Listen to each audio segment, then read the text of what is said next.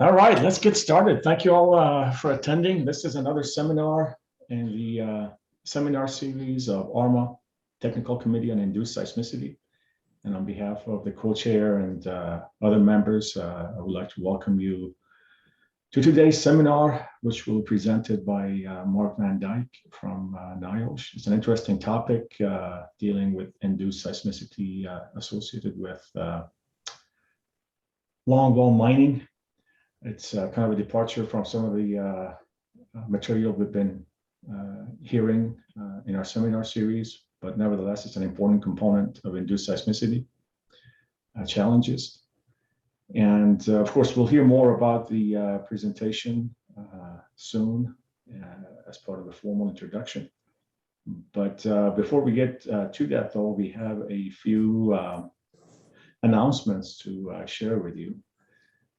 The first one, obviously, is the workshop that the committee is organizing in conjunction with the annual ARMA conference, which will be held this year in Santa Fe, New Mexico. The workshop will be held in person, and so will the ARMA conference. Both will be in person. And we encourage you to attend. This is going to be a very exciting and fruitful workshop, we believe. We have a cast of experts dealing with different aspects of induced seismicity pertaining to geothermal, CO2 storage, and oil and gas production, as well as saltwater injection. And we have put the information on the ARMA website, so you can refer to that for further details. And so there is another workshop related to induced seismicity, and I'll invite the co-chair, Sean, to describe that in some detail. Sean? Yeah, thanks, Ahmad. So June will be an active month for induced seismicity workshops. So in addition to that excellent workshop at the ARMA Symposium, the SEG have a workshop. This is the 6th version of the induced seismicity workshop these societies have held. It's June 7th to 9th in Austin, Texas. I've got a link here to the website, but just quickly to touch on the program.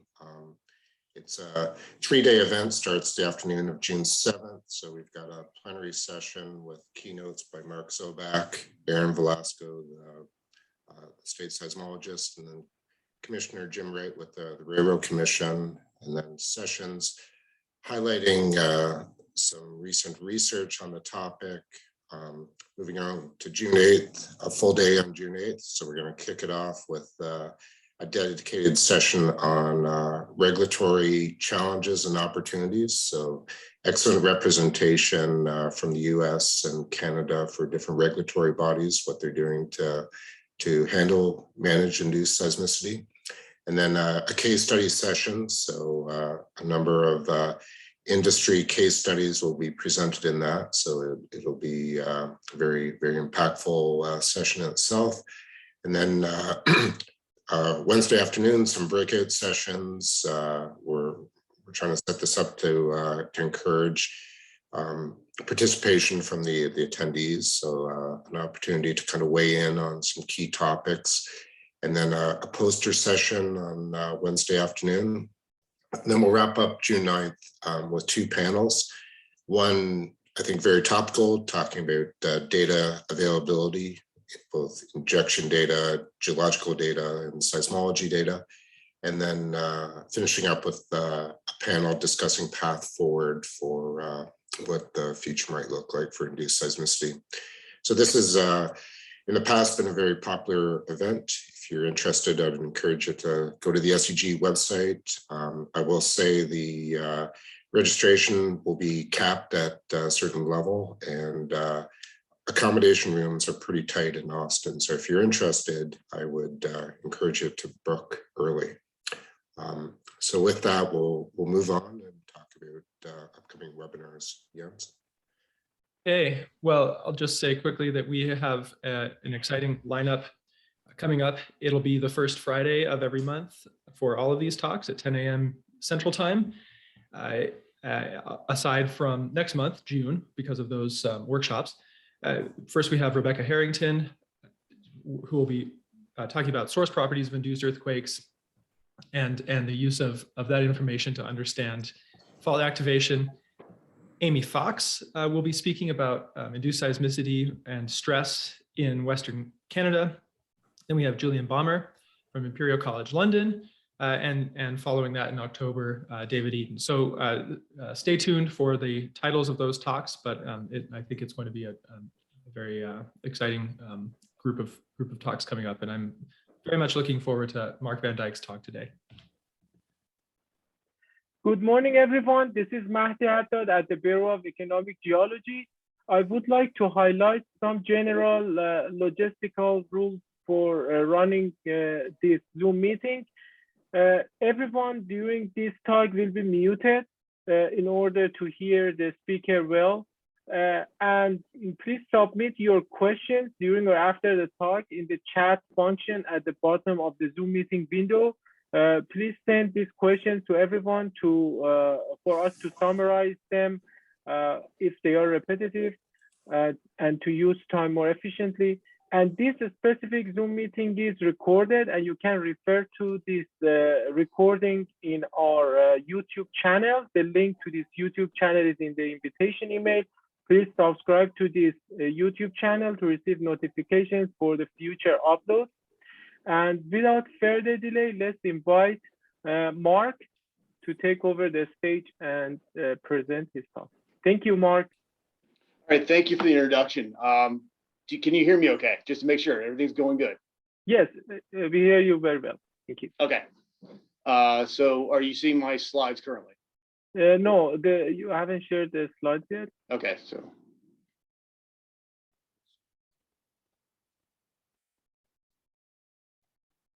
That's good. All right, great. Now. Like I said, I am not a seismologist. I will start off by that. I'm a ground control geologist. That's my trade. And I'm looking at this with probably a different lens than a lot of people do.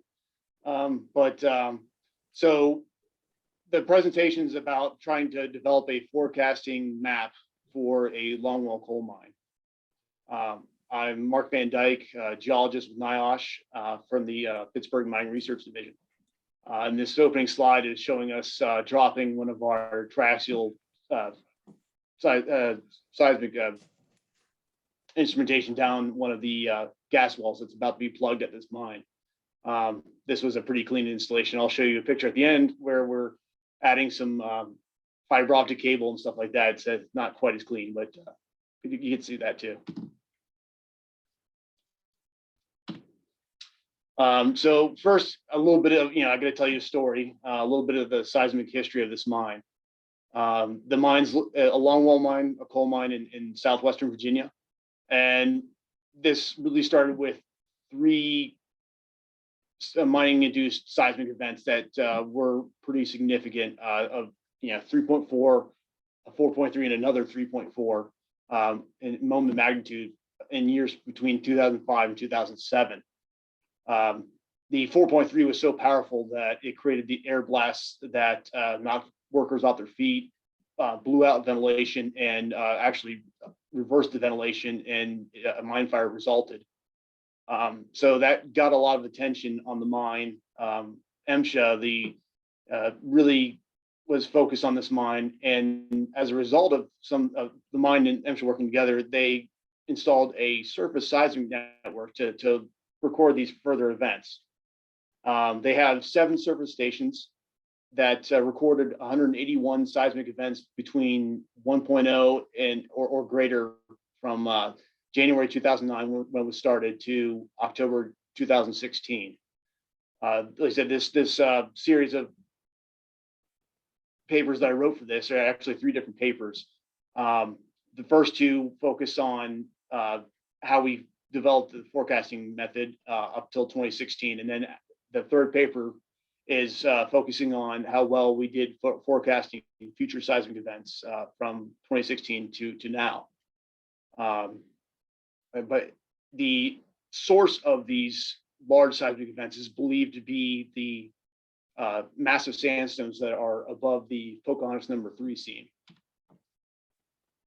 So before we did the mapping, the mine took proactive steps to try to stop these large seismic events. They changed their gate road pillar design and reduced their longwall panel width from 1,000 feet to 700 feet, where that's 304 meters to 213 meters. And there was also a major geotechnical effort to look at mining hazards that led to these seismic events. And they found that there were 4 geologic factors that, when they overlapped, should be mined with great care or avoided completely. And so here's that frequency histogram of those magnitude events from 1.0 down to the highest one, the 3.7, that have been recorded since the surface seismic system went active in 2009 to 2016. And so it gives that nice curve of, you have the most events at 1.0, and then as you increase in magnitude, you have less and less events that occur. But here's those 4 overlapping geologic factors that the mine created. And so those overlapping factors are the orange that are seen down here at the bottom of the map. And you can tell that they actually followed this because they stopped 2 longwalls short, one right here and one right here, where they actually recovered the longwall early to avoid some of these orange overlapping areas. And those 4 geologic factors are caving height, which they looked at if the caving height was anything less than 4.5 meters. The overburden depth, which was 609 meters. So anything that was greater than 609 meters was looked at as a factor. The interval from the top of the Pocahontas #3 pole seam to the first sandstone in the roof, which they call the SS1. So that interval would be 5 feet or less. And then the SS1 thickness in the roof being 20 feet or greater. And on the map, you can see where the seismic events occurred versus where those 4 geologic factors overlapped. So since they changed the global mine design, there was no damage that has occurred from any seismic events then after, since 2009. And the overall magnitude, the design change was an attempt to change the effects of the overall magnitude and reduce it by a factor of 1.0. So, for example, if it was going to be a 3.5, it would be reduced to a 2.5, a 2.5 to a 1.5, so on and so forth. And that was very effective. And nothing above a 2.5 actually occurred after mining 11 panels. So everything was looking great. But in July 2016, they had a 3.7. And when you have a 3.7, fortunately, it didn't damage the mine at all. Because that change in design, global design, was still effective. But you shake, so you're doing that much shaking at 3.7, other people are going to notice, and that's what happened. You have people on the surface that felt the event, and that's not the kind of attention that a mine wants to bring. So here's a little video. See if I can get it to run correctly. Okay, so I don't want to run the entire video because it's very long. So I want to try to focus on where the big event happened. Let me hold with me here for a second.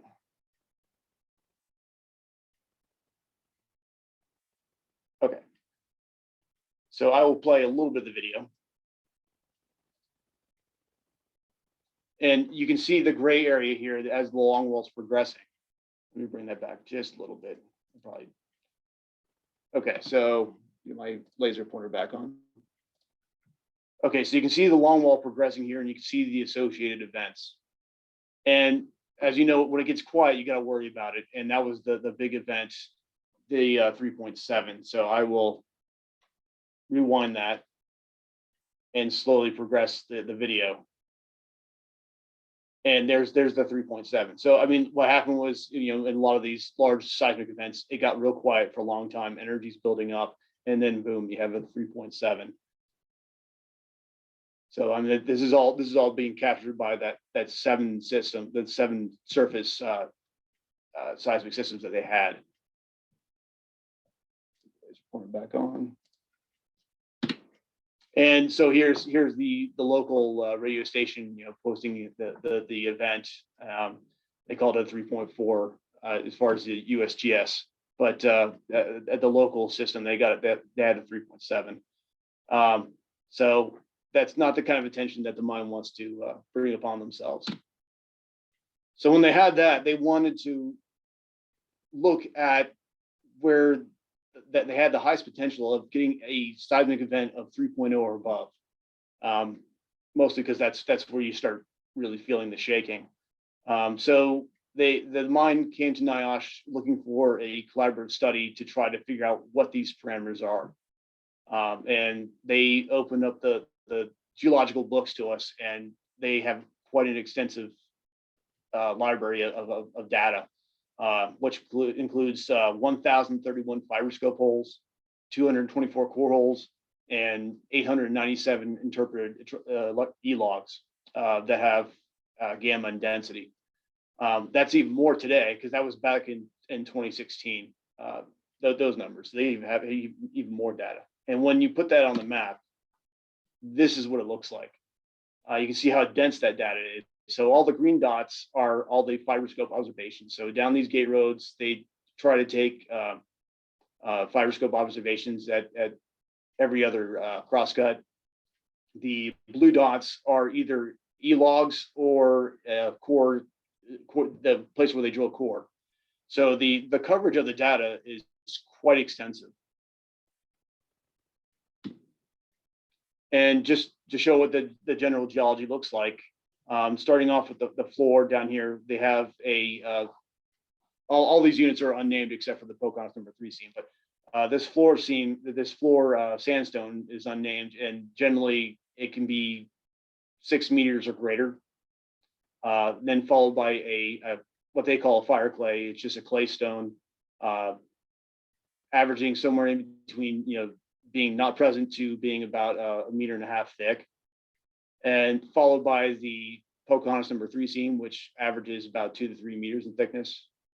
And then into your roof geology, you have an immediate silty shale that goes anywhere between 0 to 8 meters thick. And here's that first sandstone, the SS1 I was talking about earlier. The sandstone 1 can either be absent or 11 meters thick at its maximum. And then there's usually a shale parting between the next sandstone and the first sandstone.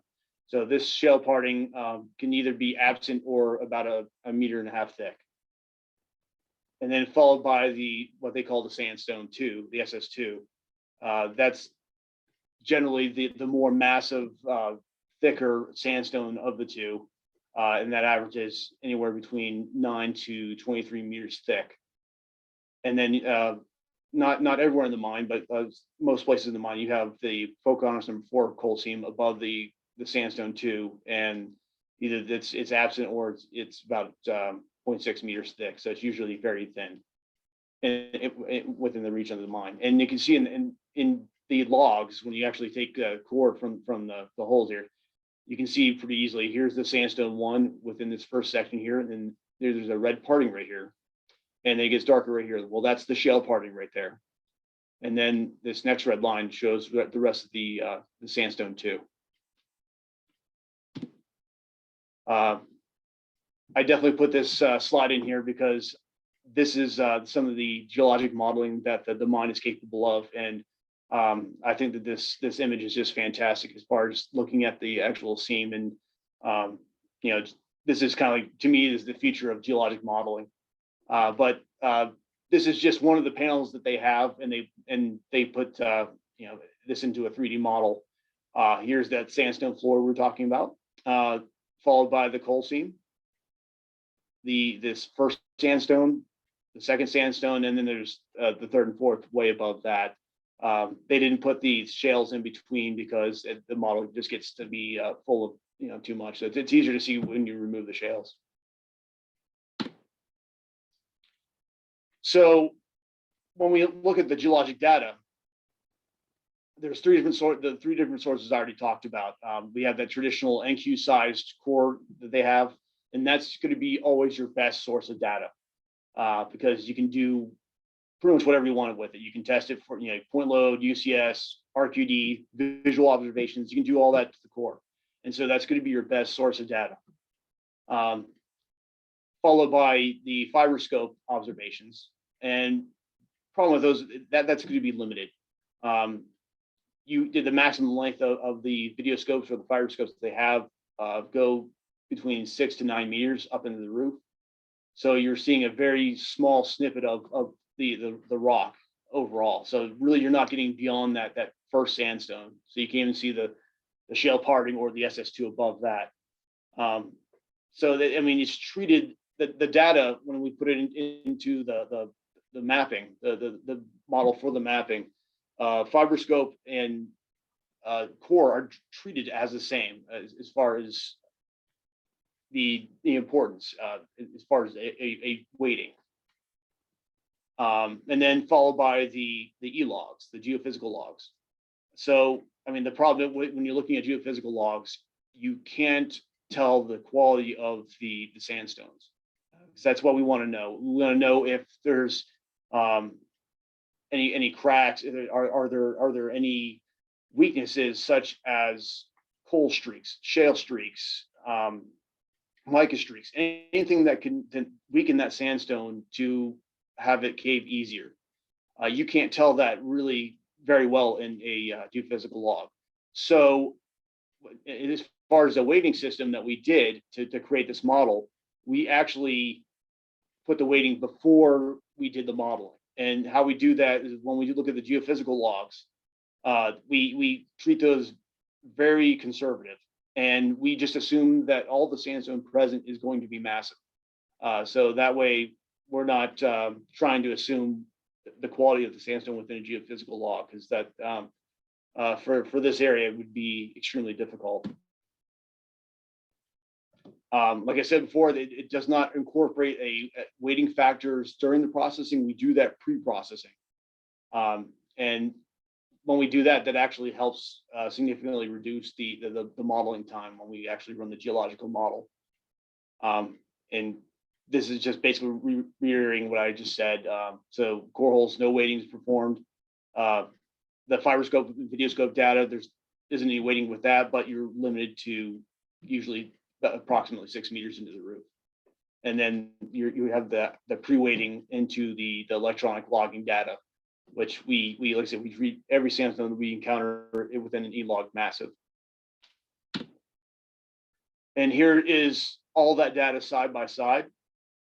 First is this gamma with the red line. So you can see that the sandstones stand out really well when you look at these logs. So here's a shell break right here. There's another one up here, but here's a big, massive sandstone. And this is the sandstone 2 and 3 combined in this particular case. And we don't want to assume what the quality is just by looking at the E-log. So that's why we just treat them as massive if the E-log is the only data that we have. And this is compared to a core hole data, which is on the right. Density log is here in the middle on the black line here. Density is really the best for determining coal versus sandstone. That's what it's used for. And on the far right here is the scope hole data in comparison. So you can see that there's very little data that is really helpful in the model. Where scope hole data is probably the most useful is determining that caving height. And so the caving height is determined by looking at the sandstones and, like I said, looking for those inclusions of the coal streaks, the mica streaks, and stuff like that, and also cracks. So when you look up using a scope in the roof, you can see cracks in the strata pretty easy. So if you see that in an entry, you can assume that the cracks are going to continue across a 700-foot wide longwall face. And so that's how they determine that caving height. So out of all these maps, they had to produce a lot of maps for MSHA. One of the maps that they did not like producing, they didn't feel like had a lot of correlation to mining hazards, was this thickest sandstone map. And this thickest sandstone map looks at the SS1 and the SS2, and will plot whatever's the thicker of the two. Now, in cases where that shell parting isn't present, it takes the entire sandstone interval. So in general, here you can see the depths over here. Yeah, I put them in meters on the right. But in general, the cooler colors are thinner intervals of sandstone, and the hotter colors are going to be your thicker. Which in these dark pink areas, that's where the sandstone combines to be more than 21 meters thick. And this map is really what got my attention as far as the trying to forecast seismic events. Because when I saw this, I saw pockets of seismic activity away from the thickest areas of sandstone. So right here, there's a pocket right here where it gets a little shallower, down here, over here. And there's a few that do occur in the thick areas, but generally they're smaller seismic events. So you might get like a 1.0 or to a 1.5, but there weren't any larger than that in the thicker sandstone areas. And this map is later on beyond 2016, but this is kind of just reaffirms the point I was making as far as these seismic events occurring in pockets with sandstone at a certain thickness. And you can follow these yellow squares here. They really focus on where the sandstone gets thinner, you start having more seismic activity. So like I said, I'm not a seismologist, but when I see that, I was thinking that there's the correlation to sandstone thickness to where these seismic events are occurring. So you have thicker sandstone, you generally have a bridging between the panels. And then if it got thin enough, you'd have a bulking factor. So you'd have good caving, and it'd bulk up, and it would support the gob would actually support the strata above and would stop a seismic event. So there was like a Goldilocks zone, if you will, just right thickness of sandstone that would lead to increased seismic events. And so, like I said, this after going through all these the data, the maps, the common themes really started to develop when I was looking at this. And the first factor wasn't that sandstone. The first factor was really looking at the depth of cover, the overburden, and we were looking at historical data as far as the where the events had occurred from 2009 to 2016. And trying to get the geological factors to overlap with historical seismic data.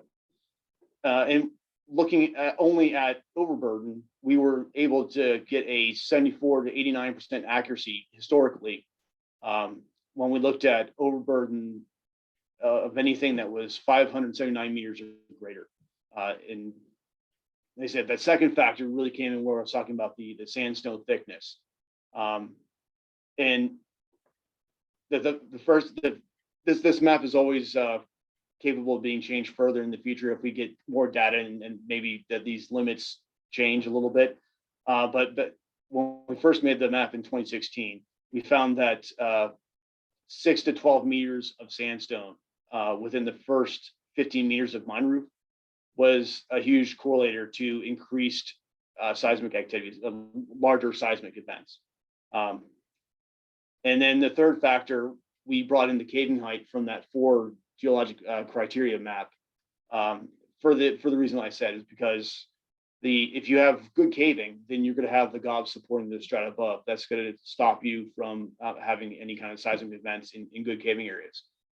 You really need to have poor caving to have that void and have the stresses to induce seismic activity. And I borrowed that factor from that map, which is we're looking at caving of 4.5 meters or less. So looking at the first criteria, which is the overburden, we call that seismic potential low. And like I said, that's covering anything that is 580 meters of overburden or greater, which is 1,900 feet. And you can follow the map, and yeah, it doesn't cover everything, but the problem is that when you're trying to develop this for a mine, you don't want to highlight the entire mine, so the entire mine's, the sky's falling. So we're trying to limit the areas that they really need to focus on. So if we look at just the overburden only, it highlights almost 50% of the map. So we needed to shrink down the criteria and try to narrow down where the highest, the worst seismic events were occurring. So then we bring in the second criteria, which is the sandstone thickness. Like I said, the sandstone thickness is 6 to 12 meters within the first 15 meters of roof. And when you get those two criteria to overlap, they're the yellow colors that you see in the map. So it does eliminate some areas. And you can see that they actually cover the larger seismic events around the map fairly well. But still, that's not enough to really have the mind focus on particular areas that we're concerned with, that 3.0 or above threshold.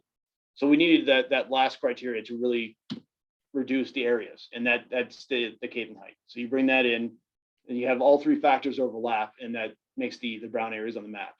And so the deliverable to the mine really is only the brown areas. That's what they want to see. So where are the largest events going to occur? And that leaves it in their hands what they want to do when they get to those areas. And these three maps are from the 2016 paper. And as I said, for the first time, it's great to show this entire process, because I get to show you how well we did beyond 2016. So there are a few limitations that we have as far as the seismic system. Like I said, the original seismic system consisted of 7 surface geophones. We were able to add 2 subsurface geophones later. And I'll talk a little bit about that later. But as far as 2016, it was only the surface geophones. Now we did try to attempt 3 uphold geophones. They were installed up in the mine roof. We got them about 20 feet up in the mine roof into a nice solid sandstone. But unfortunately, timing and fiber optic issues underground, we couldn't overcome them. And so we had to scrap the 3 geophones that we installed underground. And for as far as the locations and the arrival times of these events, we have a seismologist that they actually contract out from the mine. His name is Jake Beal. And like I say, if you have like specific seismic questions, I would refer to Jake to answer those. But he uses a standard long-term, short-term picking algorithm. And then when you have the larger events, he actually visually inspects those and picks those. So here's a picture of one of those seismic sensors that we installed in the mine up into the roof that we had to scrap. I said it was a lot of work. That the sandstone there is very hard, so it was very hard drilling, and it was just unfortunate we weren't able to use it. But what was really successful was dropping them down into these gas wells, and we created a cage for it. And we made sure that there was no stress on the wire. It's hard to see in the picture, but there's actually a metal wire right here that everything's being supported by that Joe Wickline, which he's one of the contributors. He's the mine geologist for this mine. He was dropping that down as I was taking a picture of it. But it was a nice install.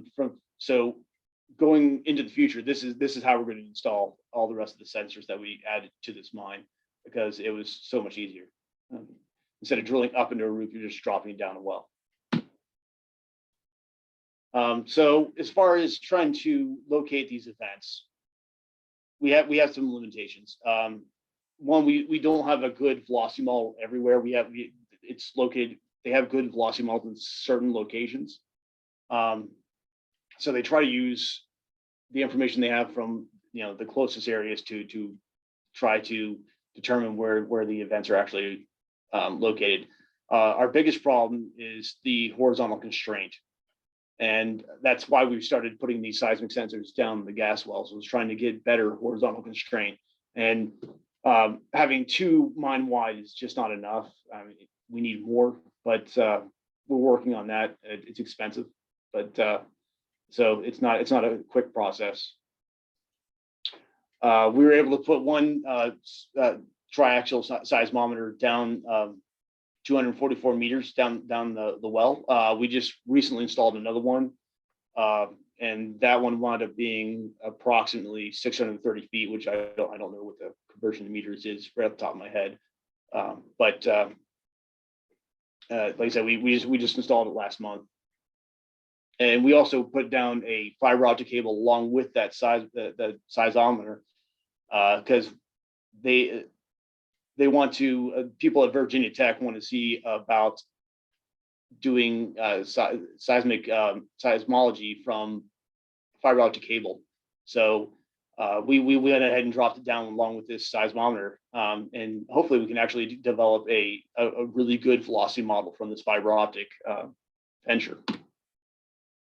But here's a graph showing the improvement with the horizontal constraint with adding just one seismometer down the hole. And that was the 800 meter sensor that we dropped down.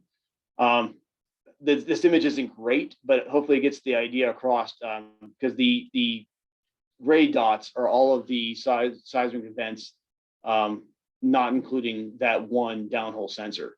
The orange dots are all the same events, including that extra seismometer at depth. And so it really helps bring some of those events down. Now it's going to get better, more sensors we add. Like I said, that's time and money is the problem with that. So I mean, hopefully we can get more down in the future. So we're trying to forecast beyond 2016, beyond that first map, that based on historical. So we're going from historical to trying to forecast into the future. And as we gathered more and more data, we changed the parameters a little bit. As far as the reported accuracy that we had, we included an original 91 meter buffer around each seismic event when we tried to figure out the accuracy.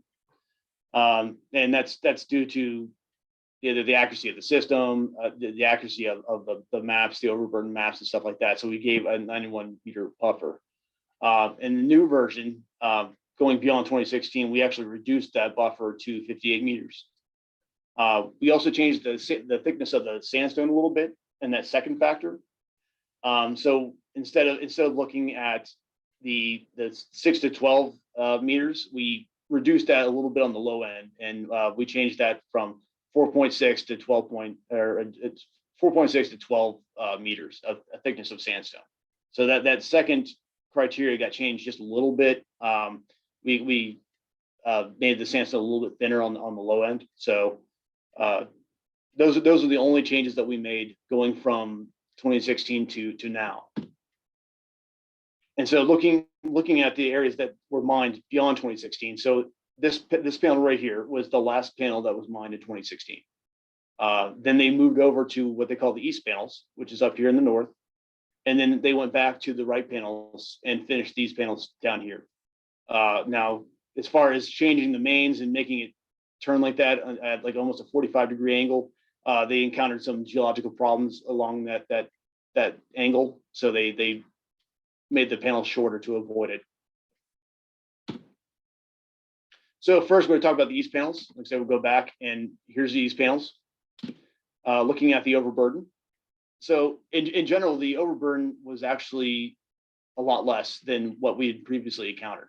There's big stream valleys going through in the purple here, which is going to be your 366 meters or less of overburden.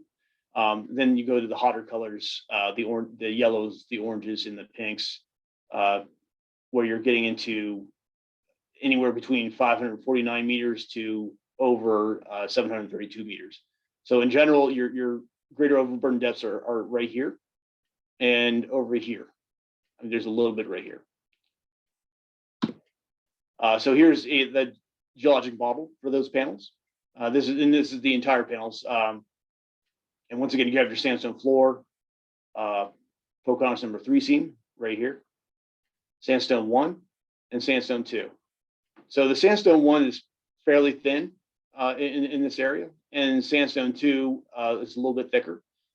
So because of those overburden depths being lower, in general, we were expecting the forecasting to not forecast much activity for these panels in the east, and in general that was true. So a lot of the area right here, that's where none of those 3 criteria overlap, where there isn't any color. So a lot of those panels show little seismic activity, and there was very little. I mean, sometimes we had maybe a stream valley concentration of stress, so you might get smaller events, but in general, they occurred where we forecasted them to occur, or they were extremely close within that buffer that I can't remember the exact number, was it 50 something meter buffer that we included. So for the most part, you're focusing on this area, these areas, and the bleachers back here. And what's unique about this area right here is that, you know, they started the first panel right here, and in general, they didn't really see much seismic activity in the first couple of panels. You know, you'd really see it more in the third or the fourth panels in a district. So in this case, they have 6 panels in this district. So here's the 6th panel right here. And then they actually put a block of coal between each district. So here's the block of coal right here. And then they have another district up here. So usually you'd see most of your activity in these few panels in the middle, due to stress and how the caving and how that works. But we were actually forecasting them to be here, and that actually came true, which is kind of surprising. It was surprised that the stress was that high in the area to create those seismic events, even though the geological factors overlapped. So as far as looking at the results, we really suffered as far as without correction. We were looking at about 34% accuracy from a 1.0 to a 1.49. And that's mostly because the smaller the events are, the harder they are to forecast. You have so many factors that can happen that you really can't see, that make it hard to forecast smaller events. It's much easier to forecast the bigger events, because then you're talking about these massive sandstones and they're easier to track. So as the events get higher, the accuracy goes up, and we totally expect that. But if you put in the 10%, or we call it the 10% elevation bump in air, but it winds up being 58 meters based on the overburden depth factor. But so then it improves to about 61%. So like I said, looking back at that map, a lot of these were really close to where we were saying they were going to happen. They're just slightly off. But as you go up and get into the higher events, 1.5, 1.99, the accuracy went up to 87.5%. Like I said, that's out of 14 events. We got, or a total of 16 events, we got 14 forecasted correctly. And they only have one event that was between a 2 and a 2.99. And we forecasted that one correctly. And then there wasn't anything above a 3.0. So, I mean, overall total accuracy, when you look at between a 1 and anything 1.0 or above, we wound up being 68% correct, which I'm pretty happy with those results, especially when we don't look at some of these mining factors. We don't look at the stresses. This is just purely geologic.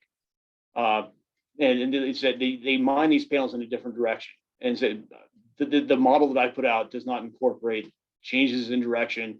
It looks at it based on a historical geology aspect. So the fact that they changed the panel direction, we still wound up with a 68% accuracy. I was really excited about that. Okay, so moving on from these panels, we go to the right panels, and those were the most recently mined.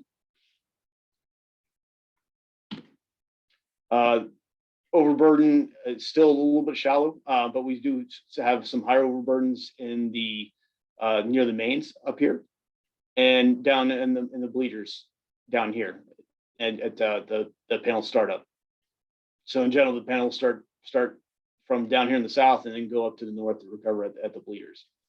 And so this is actually where some of the thickest overburden that the mine has encountered so far. Like I said, the overburden gets between 671 meters to 732 meters. So, you know, very, very deep for this area. So here's the geology model.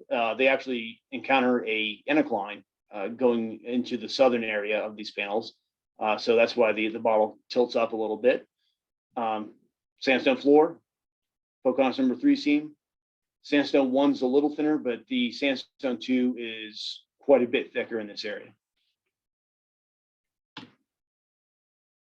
So here's the forecasted map, and like I said, the accuracy there was much better. We still have some of that activity that we have in some of the shallower areas, and like I said, I believe that that's because of stream valley stress, which this map is not designed to forecast. It's looking, like I said, purely at geologic factors. But particularly in this area, when we nailed a lot of these events, the pink events, these 3 are here, and this one over here. Those are events that are 2.0 to 2.5. So we were nailing those, and the mine got excited, and they actually sent me an email, you know, showing me the map, and because the mine actually keeps up with this map now. I do not, because that's a tool that we gave to them. So they got excited and sent it to me. It's like, you know, you're doing a great job. So, it was, you know, one of the biggest compliments I could possibly get.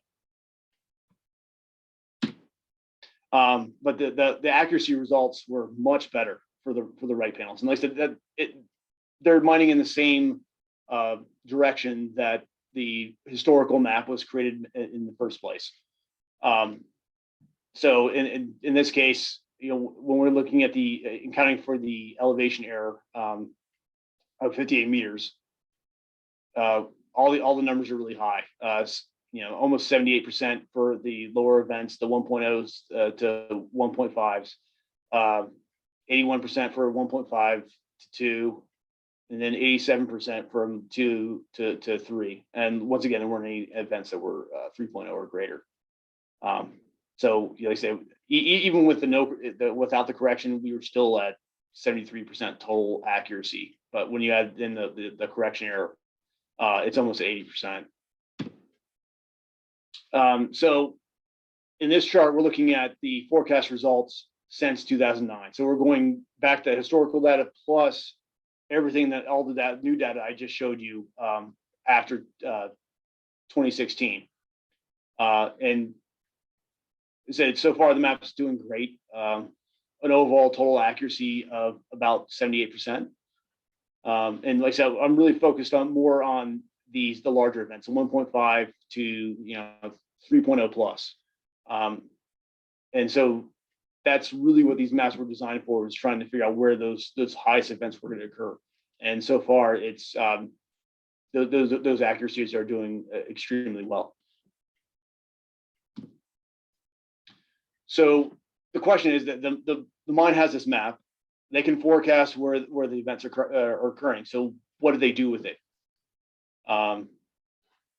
So only events that were like 3.0 or greater actually were impactful for the mine, and it wasn't impactful for mining, because like I said, when they did that global mine design change, all the seismic events really had no effect on the mine or mining.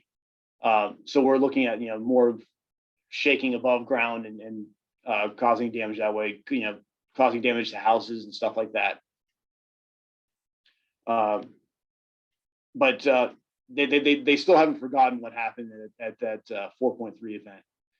So the biggest focus that mine has is on ventilation. And So they posted a notice where the miners tend to congregate, usually right by the elevator. They have the map and they have what they need to do as far as ventilation checks. So if a 3.0 occurs where they're mining, all operations stop and they inspect the ventilation parameters. They look at volume and direction of ventilation, monitoring the fans, monitoring bleeder points, and looking at the actual physical controls such as stoppings and regulators. So they check all that stuff, and they really focus on that stuff when they get into those brown areas of the maps, that the forecasting maps. And here's an actual copy of what the mine posted. So I kind of summarized it real quick, but here's the actual posting that they have at the mine. And like I said, they have to notify MSHA and the Virginia DMME, which basically the state version of MSHA. And you know, if any of those large seismic events do occur. So in conclusion, like I said, I feel with enough geologic and seismic data, it's possible to forecast future seismic locations. Now, as far as trying to figure out how much data you're required to do a map like this, we'd have to do a further like statistical analysis, which I plan on doing in the future, but hasn't been done just yet. But I mean, like I said, the extreme amount of data that this mine has is purely, it's amazing. Like I said, it's a geologist's paradise as far as information. But like I said, based on the current mapping methods, we obtain a total accuracy of 78% with from 292 events that were 1.0 or greater. And that's based on that 58 meter epicenter accuracy. And then accuracy of 80% was achieved with moderate seismic potential events with 1.5 or greater. And then 100% was achieved with forecasting 3.0 or greater. So the map allows the mine management to make the decisions to what they want to do in advance when they see these areas on the map. What do they want to do? Do they want to avoid the areas? Do they want to mine them with caution? I mean, so far they've mined everything with caution. That's strictly their choice. But I feel that having this information ahead will actually help enhance the production and most importantly improve worker safety and health, because that's what we're really here for. And just to close it out, like I said, I was going to show the picture of the latest one. So there's the sensor being dropped down the hole, and there's a bunch of tape on there because we have the fiber optic cable attached to it. So we're dropping that all down the well. And I'd like to thank all the contributors to all this research, because I can't do this alone. I don't have all the knowledge. Ted Comletti and Zohir's right here beside me, both from NIOSH. Joe Wecklein from Coronado Coal, the geologist, he does a lot of this background work as well. And Jake Beal, the man that has all the knowledge as far as all the geophysical components as far as seismicity. So like I said, if they have any pure like seismic questions, I have to refer you to Jake, which I can easily do. But thank you very much. Great, thanks, Mark. Really interesting, as you say, one of the opportunities for underground mine, the geological paradise. I think you used the term to really kind of characterize what's happening. Really nice job characterizing the hazard for the mine. So we're approaching the end of the hour that we allocate for the meeting. So we'll maybe kind of hold questions and answers. We can, Mark, if you have some time, we can maybe have more of an informal Q&A after the end of the hour. But I'd like to just take the opportunity on behalf of ARMA to thank you for the excellent presentation, and thank all the attendees for participating in the webinar series. Just a reminder to everyone, next month we won't have a webinar since the ARMA symposium takes place. And again, I'd encourage everybody to check out the ARMA website to learn more about the symposium and the workshops. And we'll meet again in July for Rebecca Harrington's presentation. So look forward to seeing everyone virtually back in July. But again, Mark, thanks very much for the excellent presentation. Thank you for inviting me. I appreciate it. This is the first time I got to present everything all at once. So I was excited about that. Awesome. So Mark, normally we go through and read off the questions from chat, but at the end of it, we normally have an informal Q&A and ask people to unmute. So as we do that, as people are kind of thinking of questions, there's one on the chat, but I think maybe I can kick it off with a question if that's okay. Sure. Just in terms of the mechanism of the events, do you think those bigger events, the big 3s and 4+, is that a pre-existing fault that's moving, or is this more of a kind of a instantaneous caving mass movement event, do you think? Well, I think it's more of an instantaneous caving event. Now that being said, there are faults in the area. I mean, there's a major thrust fault in the area, not within the mining area, but I mean, it absolutely does affect the mine itself.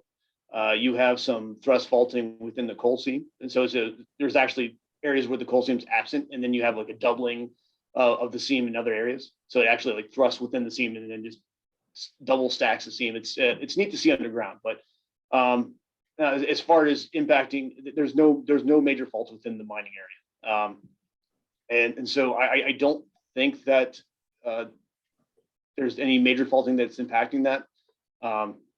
The seismic data doesn't show that either, but I mean, I'm sure there is some factors where there are events occurring along some minor fault lines.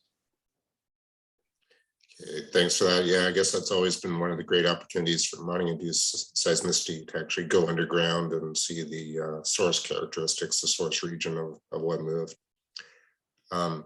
So I see Jing Du has a question. Jing, do you want to unmute yourself and just ask the question directly? Oh, I just wondered, do you have a map showing all the stations, including like all the panels? I'm sorry, I didn't catch the first part of the question. So the map you have like, I saw you have a different panel maps, but I wonder like, do you have a map along with the stations location? I do, but see what happens is as they mine the different districts, they actually move the seismic stations. So they go into a new district, they actually uproot everything and put the new seismic stations around the current district that they're mining. Now the ones that we put down hole, obviously they stay there. We can't move them because once they plug the wells, they're completely cemented in place. But as far as those 7 stations they had originally, they continuously move those. So I mean, I could definitely get some of the where the maps where they've been historically and where they're at now. But yeah, those always move, and it's a big effort because in that area, a lot of this work's based off of line of sight, and so there's high relief in this area, and so they're actually limited to where they can put those surface stations so they can get communication to transmit data. Oh, okay, I see. Thank you. Mm-hmm. Good to hear from you, Jing. Hope everything's well with you. Anybody else? Yeah, I have a question, Sean. Thank you, Mark, for a nice presentation. So my question more or less relates to what Sean asked in terms of the failure mechanism and maybe the source mechanism. And so if these are just collapse events, I would think that maybe the roof sagged or something, and there were some maybe tensile cracks. So can you guys elaborate on that a little bit? That is, if there are not any faults within these thick sandstones that are sliding or slipping, and there's some kind of combined compression or tensile failure or flexure of sorts, has that been looked at in this particular setting in terms of the source mechanism then that would elucidate the actual failure type? Well, thankfully, I have one of my major contributors here sitting right behind me, and he would like to comment about that because he's. Yeah. They say I'm not the one that knows everything. All right, thank you. Yeah, so please. Thank you. Actually, first of all, hi, Dr. Person. Nice to meet you. Nice to see you, actually. So, from what we've seen in modeling part that Mark didn't present today, is that's a combined contribution from slippage along interface between coal and sandstone, triggering unstable failure in the shale trapped between two sandstones, following with a partial unstable failure in the pillars. Okay, Not the main pillar, but the Yale pillar. I see. So that's a kind of combined effects coming from starting from deconfinement coming from the sliding along the interface, but follows with other failure mechanism. That's very complicated. Okay. Yeah, I would imagine so. Thank you. Yeah, sure. See, Jens has his hand up. Jens. Yeah, I want to follow up on all of that. Given what you were just saying, Zohair, about the shale and what Mark was describing relative to, there being long pauses before larger earthquakes. I wonder what your thoughts are about looking for surface deformation. Maybe that's overkill. I don't know, but either with some kind of tilt meters or looking at the available INSAR information, maybe you could have an idea of accumulating aseismic creep before an earthquake. Mm-hmm. So it's actually an outstanding idea. We haven't actually considered that.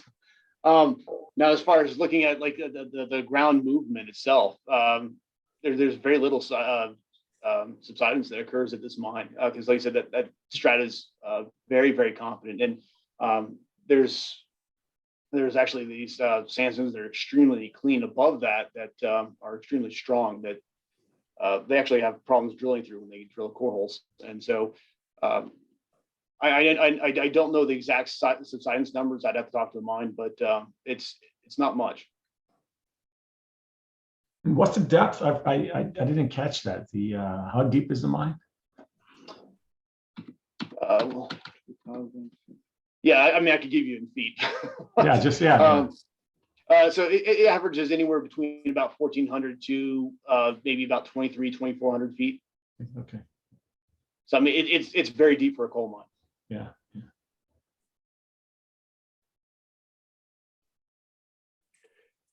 Half a mile. Any other questions from the audience here?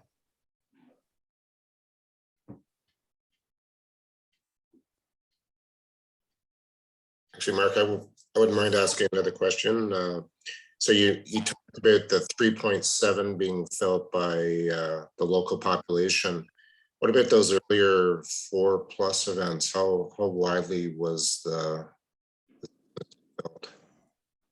I'm sure it was felt, but I don't know because that was prior to me being involved with it. I mean, I could certainly ask the mine, but I mean, as far as like reliving the past, they probably don't want to talk about it because people were hurt within those events. So people were thrown off the feet, mine fire. So probably not something they really want to like relive, but I'm sure it was felt because I know that the USGS picked all three of those events up. Yeah, I understand it's, comparing it, mining induced seismicity to say injection induced seismicity. There's obviously the commonality of nuisance felt events with the local population, but I guess, as you pointed out, mines have the added hazard of the actual underground workers being exposed to the hazard, and obviously even closer to the seismic source. So not a great place to be underground in a mine if there's a major seismic event, obviously. No, I can speak that I've actually been underground for a 2.5 at that mine and didn't feel a thing underground. So yeah, we found out when it came to the surface they had a 2.5 and it's like, oh, okay. Interesting. So I think that the mine redesign is really the key to as far as safety within the mine. I mean, these maps are really for the mine as far as like the surface and they said they don't forget that 4.3 that occurred and what happened with that, and so they want to know where that could happen again, and that's what I'm trying to help them out with. Curious where that 2.5 hypocenter was relative to where you were. Was it above you?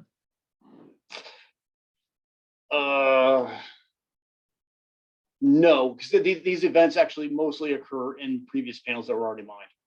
So I talk about them being bridging, and then so what happens? They bridge for a period of time, and then eventually, as they continue to mine panels, that the excuse me, the stresses build, and then you have the eventual caving.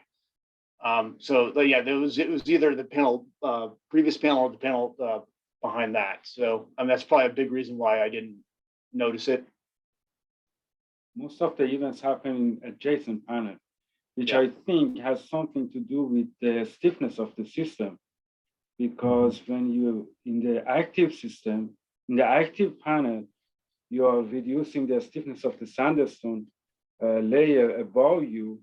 And at the same time, if there is a little bit of a sliding between core and in immediate roof above it, the stiffness may get reduced 2 times almost, and that brings a huge energy component to the system. So released energy coming from how much energy is in the system, how energy is consumed, and how much is radiated. If you look at it that way, that's the source of these huge events, softened sandstone in the main roof.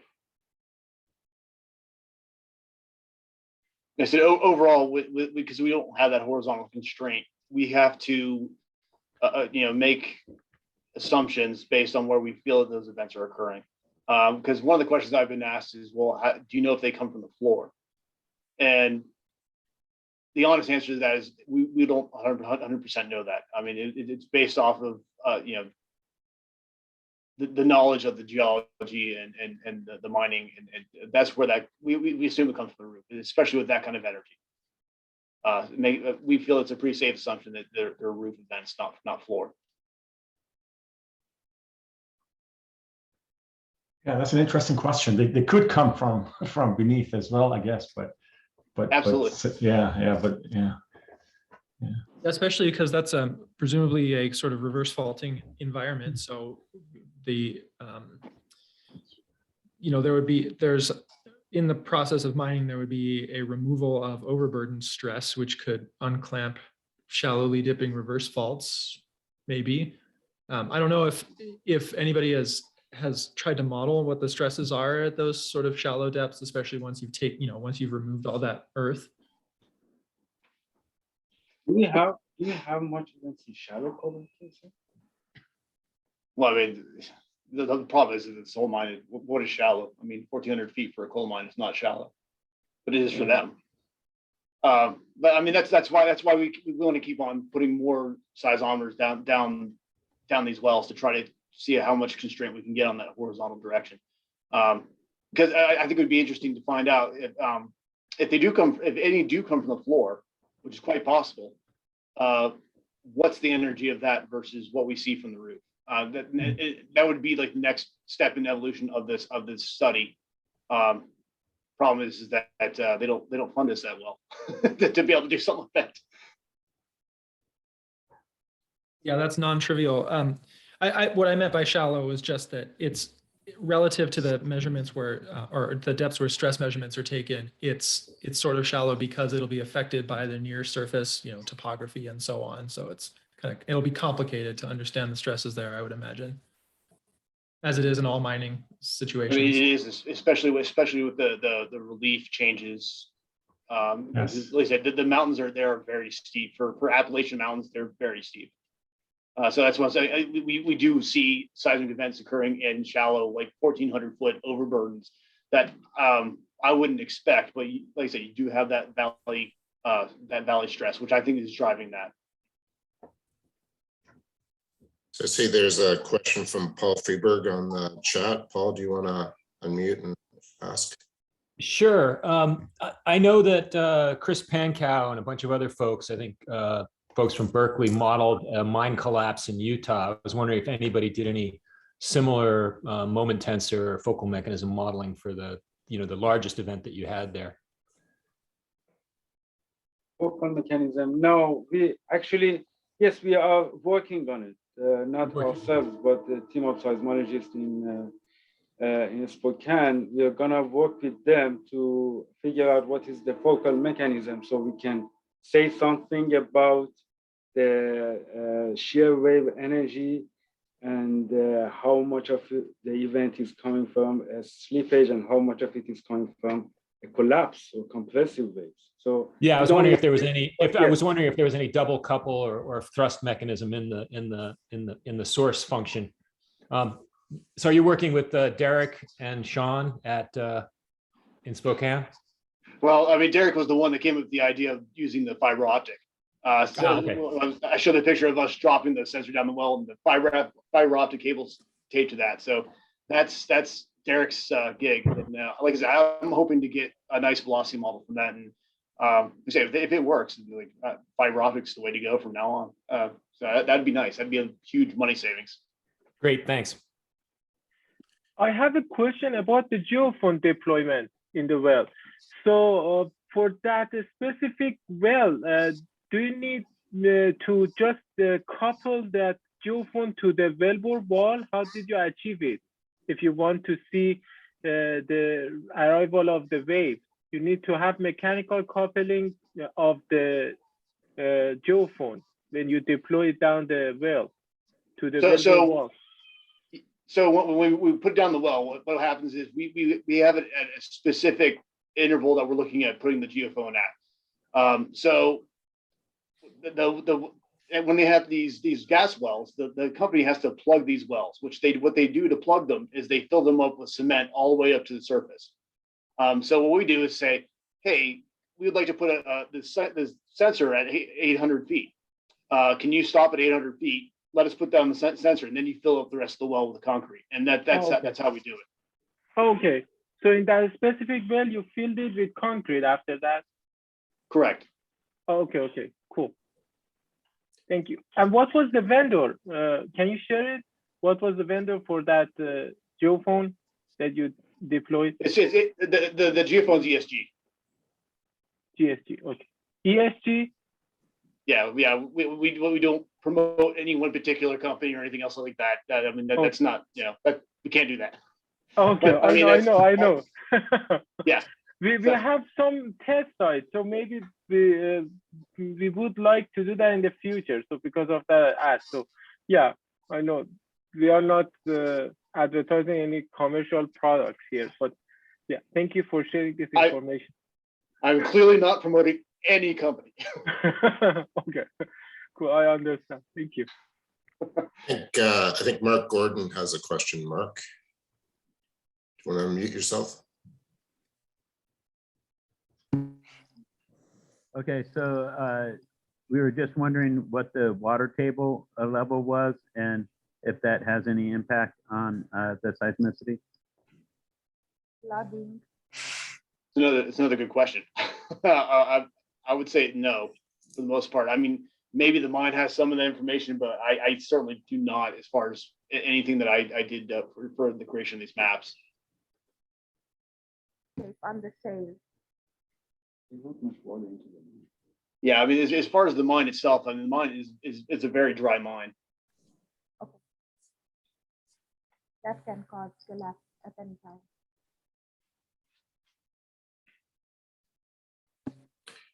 Any other questions from the remaining participants here?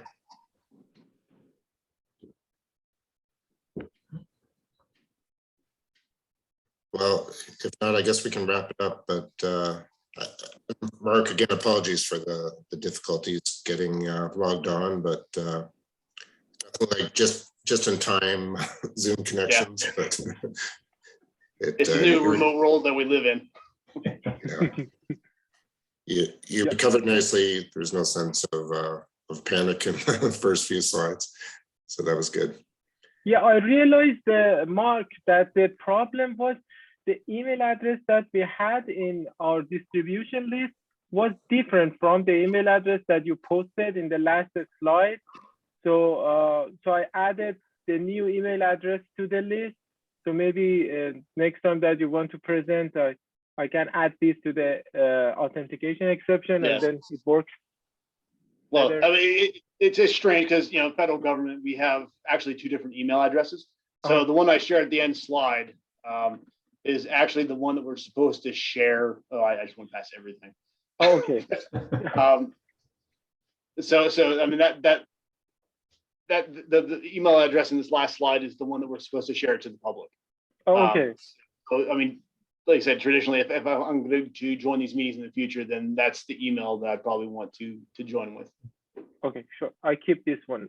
That was probably my mistake for putting in the other one into the distribution list. But It's all right. It all worked out. So that's what's important. wouldn't be government without like another extra step, just in case. Only one. Yeah. All right. Well, thanks everyone. And if we don't see you in Santa Fe, we'll see you virtually in July for the next webinar. All right. Well, thank you. Like I said, I'm honored that I was asked to do this. So never saw myself in seismology, and I just noticed a pattern. That's what led to all this. Awesome. Well, thank you. Thank you for accepting. Thank you. Okay. Thank you so much. Thank you, both of you. Thank you, Zoe, for helping us take the technical issues. I appreciate it. Thank you. Have a good Thank you. weekend, guys. All right. You too. You all too.